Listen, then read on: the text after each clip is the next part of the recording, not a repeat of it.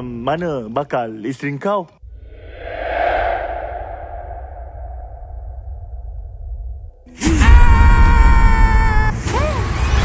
Assalamualaikum. Okey, saya J. Suazi. Dalam filem Jodoh Syaitan, saya memegang watak sebagai Awang. First time saya kenal Abang, satu perasaan gemuruh di mana Abang mempunyai reputasi yang sangat besar dekat industri Malaysia ni kerana semua orang sayang dia sebab dia lucu dan kelakar. Antara benda yang saya ingat adalah pertama kali saya berkenalan dia, kami diletakkan dalam satu rumah. So saya tak tahu macam mana nak berkenalan dengan dia. Tetapi itulah dia, manusia yang bernama Abang. Dia pandai tackle hati orang untuk berada dalam situasi yang ceria. Jadi disebabkan itu, sebab kita orang satu rumah, jadi kita orang dah jadi rapat, yang mana saya rasa macam saya dah kenal dia lama. Dan yang paling best, sebab saya ni suka bila orang bercerita tentang kehidupan. Jadi Abang dengan saya, dia tak ada cerita pasal benda-benda yang tak tentu hala. Dia cerita pasal life. Itu yang membuatkan saya rasa macam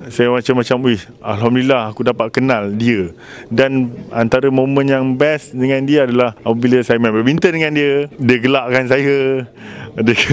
Dia kata kau tu dengan parut kau nak buat terror pula. So saya rasa walaupun saya kenal dia tapi kejap, tapi bila dapat berkenalan dia, saya rasa macam lama sangat. Saya rapat dengan dia. Kita orang selalu jugalah masa tu sebelum dia kahwin lah, lepak dekat kedai mamak dekat dengan rumah dia dekat Area Gombak. So memang dia banyak bercerita dengan mak dia. Dia kata jadinya dia sekarang kerana didikan mak dia. Didikan mak dia yang seorang yang garang. Tetapi disebabkan dia cakap mak dia garang lah, dia jadi orang sekarang. Jadi saya secara tak langsung saya pun dah berkenalan dengan mak dia, yang mana saya pun panggil, tak tahu artis lain, tapi saya pun panggil mak dia mak juga. Sangat-sangat rapat. Sebenarnya hari ini adalah hari pertama saya berani lihat wajah Abang selepas ketiadaan dia. Sebab saya rasa saya tak kuat untuk lihat foto dia, apatah lagi kalau lihat video. Jadi apabila pasal Abang ataupun video ataupun gambar Abang yang orang share dekat Instagram, saya akan scroll atas terus sebab saya rasa saya tak kuat. Jadi kali ini saya datang, saya cakap dengan hati saya J, kau tak payah nak sedih sangat dan kau ingat apa Abang cakap, yang mana hidup ni kena kuat. Apa yang jadi, jadilah. Yang penting kau kena kuat. Jadi hari ini saya datang, bukan saya tak nak pedulikan ataupun cerita pasal Abang, tapi saya tak nak sedih. Saya pilih hari ni, saya pilih untuk aku tahu kau sentiasa dalam hati, tapi kita tak perlu sedih sangat, kita teruskan hidup. Yang penting kita tahu kita sentiasa dalam hati. Saya cakap dekat arwah, saya cakap, Abang, tak apa, aku follow kau sebab kau yang mahir benda ni. Tak apa J, kau jangan risau. Kali ni aku akan relax, aku akan push kau. Jadi rata walaupun sekejap tadi saya dapat sembang dengan kawan-kawan, dia cakap kau best lah dalam ni. Tapi dia orang tak tahu sebenarnya Abang yang banyak push saya. Abang yang banyak push saya. Dia yang memberi idea, dia yang meyakinkannya. Yang penting bagi saya lakonan ni kena yakin. Jadi apabila dia gelak, jadi saya rasa okey, aku dah lulus. So itu di belakang tabir di mana Abang dia lay back untuk bagi saya naik. Benda tu yang buatkan, kalau ikutkan saya sedih, tapi saya ingat apa yang dia cakap lah. Dia cakap, tak apa, ini rezeki kau. Itu antara benda yang saya terkilan, because saya tak sempat untuk hadir sebab masa tu saya tengah bekerja. Agak ralat jugalah saya tak dapat pergi sebab masa tu saya kerja. Cuma antara benda kenapa saya tak kuat masa tu, sebab apabila saya pernah post tentang Jodoh Syaitan, dia komen dekat saya, J berlakon filem. So saya rasa macam dekat dengan dia because yelah, kita tak dapat jumpa selalu. Jadi bila dia komen, kita rasa rindu tu datang balik. Dan tiba-tiba pagi tu saya dapat tahu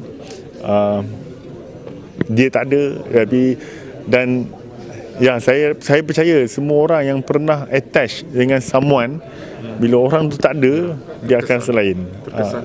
Sejauh mana J terkesan sampai sekarang dengan kehilangan? Ya, itu dah siap. Antara bendanya saya tak boleh tengok dia. Saya tak boleh tengok gambar dia. Mungkin ya hari ni saya beranikan diri. Dan saya rasa sekali lagi saya akan cakap banyak kali, saya bertuah jumpa dia sebab ada kata-kata dia yang dia share saya pasal kehidupan lah, pasal kehidupan. Apa pun jadi je, kau kena tolong orang, jangan peduli apa orang cakap, sebab insya-Allah rezeki kau akan murah. Itu yang buatkan saya sampai sekarang. Dengan Abang Boceh, pengalaman di set sebenarnya bukan satu kejanggalan buat saya. Sebab bersama dengan abang ni selalu. Maksudnya dengan dia, dulu dia buat kru tukang tarik kabel. Kalau tengok hantu terbang apa semua, dia yang tarik tu. Awal Carrier, kau ada di belakang tabir. Di belakang tabir asalnya dia tukang tarik kabel, bila hantu nak terbang dia tukang tarik. Pak Pontianak yang tengok Ukasha Senros terbang tu, dia yang tarik kat belakang. Mengenali dia lama dah. Masa tu dia baru nak masuk Raja Lawak, dan kita push. Dia, lepas tu tak silap bintang besar bintang. Dia masuk dan alhamdulillah lepas tu dia berjaya. Tapi yang best tu kita masih bersama-sama main badminton bersama. Bila ada projek, of course abang di antara first priority lah yang kita panggil, pasal dah macam adik-beradik kan. Dan that's why masa kata buat filem tu, orang kata apa pengalaman, tidak ada kata orang, dia just tahir lah, maksudnya filem yang tahir. Tapi kalau nak kata pengalaman yang biasa, pasal dah bersama dengan dekat rumah, bila kita tak ada syuting kita main badminton sama-sama, kita orang satu pasukan badminton. So tu yang kata dalam pengalaman dalam filem tu dah macam adik-adik, dah biasa lah. Seminggu tak silap sebelum dia meninggal, saya ada terbitkan satu program untuk satu stesen TV. Dia dijemput untuk pengetahuan juga. Saya dengan abang ni, kita orang ada buat bisnes bersama-sama dan kita tengah susun. Memang betul ada ayat dia cakap, abang kita buat bisnes ni, mana tahu saya tak ada, at least ada untuk bekal untuk mak saya, anak saya, bini saya. Memang dia cakap, kalau saya mati macam mana bang, at least ada something lah, dia cakap. Memang dia cakap. Dia punya ketara dia bila dia balik daripada umrah, abang ni kita tak boleh nak kata before dia terlalu Islamik, because dia dulu pun dia tak ada benda jahat dia buat. Mana ada kita ada dengar apa ke benda-benda tak elok, kita tak dengar apa pasal dia. Cumanya memang betul balik umrah tu memang dia lagi, maksudnya dia lebih nak kata ketara tak tidak, tapi kita nampak. Tapi dia hujung-hujung pembagian tu ada, tapi sebegitu je lah. Maksudnya daripada segi nasihat dia, kalau kawan-kawan dia tahu, dia dah lately ni dia dah rajin buat begini, kita ni tak lama lah apa semua. Itu memang dialog yang dia ungkapkan sebelum dia pergi lah. Saya memohon ampun dan maaf dan minta halal kepada mak dia. Maksudnya selama ni yalah, ada abang, adalah saya kat rumah dia. So daripada segi makan, minum, lepak, apa yang saya buat dengan anak dia dalam cerita ni, maksudnya mungkin ada yang dia terluka ke apa ke, saya minta ampun, saya minta maaf. Mak, saya minta ampun, minta maaf sekiranya mak ada terluka hati, dia kata tak ada ni apa semua. Dan saya cakap dengan dia, mak, jangan nangis kuat sangat. Kalau abang ada, dia mungkin tak suka. Dia tak suka mak menangis. Dia sangat marah kalau mak menangis. Siapa buat mak menangis pun mak tahu kan orang tu jadi apa. So mak jangan nangis. Tapi mak kata mak sedih, dan dia sedih lah, dia sedih bila anak dia. Yalah, kita tengok filem tadi kita layan macam dia ada ending, dia dah tak ada. Itu yang buat tadi semua sentap lah, pasal kewujudan dia dalam cerita ni seolah-olah dia macam hidup lagi lah. Maksudnya dia ada, tiba-tiba dia terus habis keluar credit title, dia gone. Dia dah ada bawa macam tersentak kan. Kita melayan filem ni, abang terubat rindu, tapi rupanya bila dah habis lah dia dah tak ada. Maksudnya itulah, itu yang mak dia kata. Tapi cakap dengan dia, mak, abang objektif untuk menggembirakan mak, keluarga dan semua orang. Dia dah buat.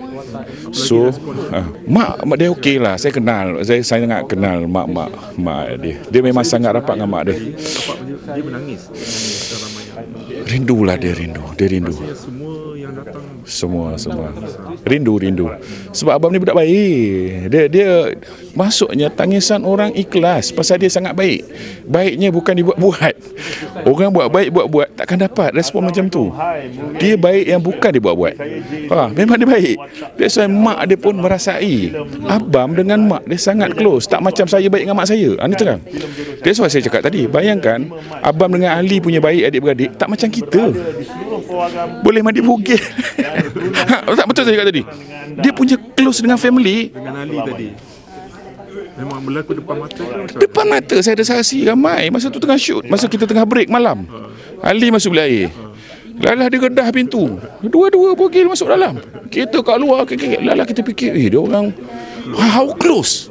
Bukannya close kata orang. Tidak, tak. Dia memang adik-beradik dengan mak. Saya boleh cakap saya jauh lah, kalah. Pukul 8, Ali call. Dia kata, bang, abang dah tak ada. Kau letak kau Ali. Saya cakap macam tu, bang betul ni bang. Okey, bye. Saya letak. Dah. Pada ketika tu memang Facebook saya tak layan, just macam tu. Tak masa tu mungkin kelemahan saya tak boleh terima saya. Tak boleh. Pasal seminggu sebelum tu memang lepak dengan dia. Memang kita ada janji nak jumpa. Memang ada perjanjian. So bila jadi macam tu, no lah. Kau jangan mengarut lah. Aku baru. Ya. And then selepas hari sejujurnya lah, hari keempat baru saya pergi rumah dia. Jumpa mak dia, jumpa family dia. Lepas tu tak putus saya jumpa. Baru boleh kan. Orang rumah kata pergilah bang. Dia baru boleh adapt lah. It's not easy. Memanglah orang boleh cakap macam-macam, tapi saya yang menanggung, saya faham kan. Abang dia sangat baik, dia sangat friendly. Sebenarnya filem ni buat pertama kali saya dapat berkenalan dengan dia, berkawan dengan dia. Tapi dia buat macam saya ni bukan first time kawan dia. Which is ada one time tu bila kita kena tunggu untuk gali kubur kan. Jadi dia ambil gambar saya, dia post dalam Instagram. Dia post dalam Instagram, tiba-tiba dia kata dia macam kacau. Dari situ saya rasa macam senangnya dia break the ice, dia nak bagi kita mesra dengan dia. Itu yang buatkan saya rasa macam baiknya abang ni. Dari situ dia suka kacau, dia baik, dia ni. Yang saya pun tanya juga, abang macam mana. Dia pun tolong. Which is tak tahulah kenapa, tapi honestly memang bila tengok cerita tadi, bila tengok dia, memang saya honestly rindukan dia punya lawak. Itu yang buatkan terkesan lah. Yang benda serius. Okey, benda yang serius pun tak ada pun, sebab kita macam banyak borak-borak. Tapi ada macam dia cakap pasal B boleh apa ni, B boleh buat macam ni, B boleh buat macam ni kan. Lepas tu yang membuatkan last yang saya rasa serius, bila dia selalu DM saya dekat Instagram. Lepas tu dekat DM, lepas tu dia cakap kenapa tak letak gambar dia kat wall apa semua. So after that, bila dah tak ada ni, baru saya macam menyesal, sebab kita terlepas pandang tau benda tu. And dia pernah message cakap, B, jomlah kita kahwinkan kucing kita. Sebab saya pernah cakap saya nak kahwinkan kucing saya, dia pula yang jom kahwinkan kucing kita. Lepas tu dia cakap, betul ke? Betul ambil nombor dia, dia call. Kau abang macam nak pergi hantar ni rumah kat Gombak ke? Takkan hantar je kot. Dia melawak tau, tapi kita gelak-gelak. Lepas tu daripada tu saya nak pergi rumah dia, nak hantar kucing, tak pergi. Mungkin dia busy masa tu, dia tengah dengan super spontan dia, I think Raja Lawak kot. Jadi itu yang saya rasa terkesan lah, sebab kita pernah berkontak kan. I mean definitely, siapa yang kerja dengan Abang Bucik dia orang mesti akan ingat how arwah dia sangat happy Dia akan entertain semua orang setiap masa. Maknanya kalau roll camera action, dia senyap kan, cut, bila cut tu he will feel the moment Dia akan nyanyi, dia akan buat lawak, he will entertain everybody I mean he's such a very sweet and very nice, a great person. I mean dia dah buat banyak berjasa untuk kita. Mungkin masa untuk kita pula balas balik untuk dia InsyaAllah. Dah pasti kan, semua orang terkejut kan. Dan saya pun sangat simpati takziah untuk keluarga. Yang pasti InsyaAllah sekarang kita tengah buat beberapa action untuk menyambut kerja-kerja beliau tu. Tapi itu mungkin di lain wawancaranya. Si Megat tu, kita bagi tahu dia yang bakal jodoh dia itu adalah setan. Kita mandi sama-sama ya. Mama dah mandi.